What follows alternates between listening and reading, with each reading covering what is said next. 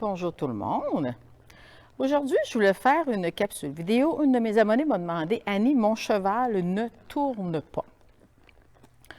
Il y a plusieurs raisons pourquoi que le cheval ne tourne pas. Mentalement, une raison mentale ou physique. Qu'est-ce que je veux dire par mentalement?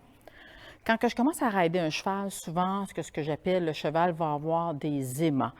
Les aimants, la porte de sortie, les autres chevaux, puis tout ça. Parce que je vais agir différemment, dépendamment de c'est quoi l'aimant. Si c'est un aimant, mettons l'aimant de la porte, mettons j'étais ici comme en main droite, j'arrive ici, j'arrive pour tourner à droite, puis le cheval ne tourne pas parce que mentalement, il est toujours dirigé vers la porte de sortie. Pourquoi? Souvent, quand on sort la porte de sortie, on arrête de travailler, puis tout ça. Ou les chevaux, le cheval peut voir là, les chevaux là, au champ.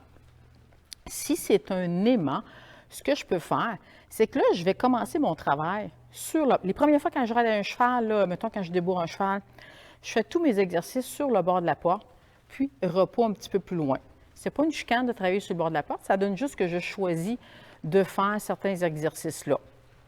Après ça, quand je travaille les transitions, bien, je pourrais demander une transition au trot là, sur le bord de la porte. Là, on me demande, Annie, comment je fais pour savoir si mon cheval ne tourne pas à cause que des aimants? Si votre cheval tourne bien ailleurs, puis sur le bord de la porte, c'est là qu'il ne tourne pas bien, bien là, ça va vous en dire gros. Cassie, elle, ça va lui arriver. Je veux dire, oui, quand j'ai débourré, elle avait les aimants, ça, c'est réglé. Le cheval, mettons, qui a peur de quelque chose. Comme Cassie, souvent, ça va être le fond du manège, comme bien des chevaux, excusez, des endroits qui sont sombres, en avoir peur. Fait que, mettons, je suis en main droite, je vous demande de tourner à droite, mais là, tout ce qui l'inquiète à gauche, elle veut regarder, parce que là, ça l'inquiète. On va voir qu'est-ce que ça va donner aujourd'hui.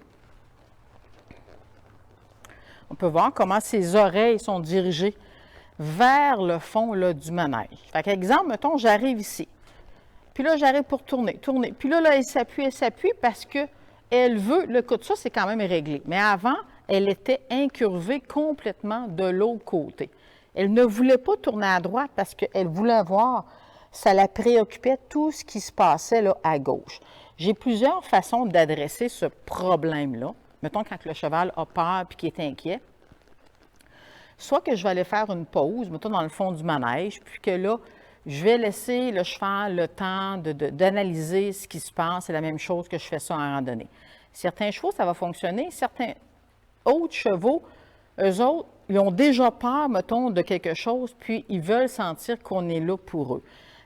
Avec un cheval dans une situation comme ça, j'agis aussi comme ça là, avec Cassie, c'est que là, je vais lui demander là, quelque chose pour qu'elle sache qu'elle n'est pas tout seul là-dedans. Que oui, c'est correct que tu sois préoccupé, que tu aies peur un petit peu, mais je vais lui demander quelque chose, soit les déplacements des postérieurs, des épaules. Puis souvent, la relaxation va s'en suivre parce que c'est comme je dis au cheval, regarde, tu n'es pas là, toute seule là-dedans.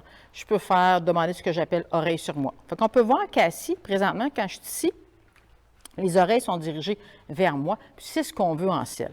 Comparé à tantôt, quand je me dirigeais vers le fond du manège, ces deux oreilles étaient complètement en avant, puis je la sentais là, tendue en dessous d'elle. Comme je te dis, là, ça, c'est quand même moins pire, mais j'essaie vraiment de créer de vous expliquer qu'est-ce qui pourrait vous arriver comme scénario. Fait qu'il y a deux façons. Si c'est des aimants, je vais faire travailler le cheval proche de où ce qu'il veut être, repos un peu plus loin. Je peux faire le cloc, je peux l'achaler. C'est de rendre ça un petit peu plus déplaisant. Si le cheval est inquiet de quelque chose, soit que je prenne une pause là, je peux faire juste comme oreille sur moi quand j'ai une oreille qui revient à moi, ou là, je vais rediriger son attention pour qu'il sache que, regarde, c'est correct, reviens à moi, puis après ça, bien, je peux prendre une pause là-bas. Mais il faut prendre ça au sérieux, parce que le cheval qui a peur d'un endroit, puis que là, on n'en tient pas compte, c'est là qu'il peut faire des écarts. Cassie était comme ça. Les écarts qu'elle me faisait, c'était dans le fond du manège, je m'en allais là.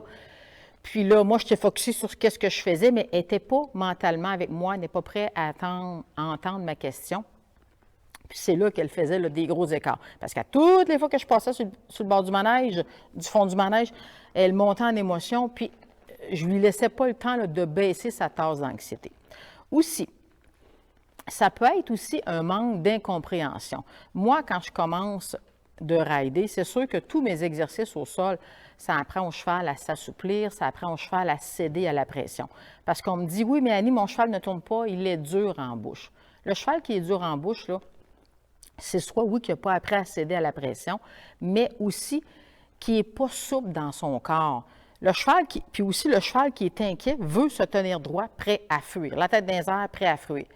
Fait que c'est sûr qu'il ne veut pas s'incurver parce qu'il est anxieux, il n'a pas appris à céder à la pression, il est tendu physiquement, que j'appelle, mais mentalement là aussi.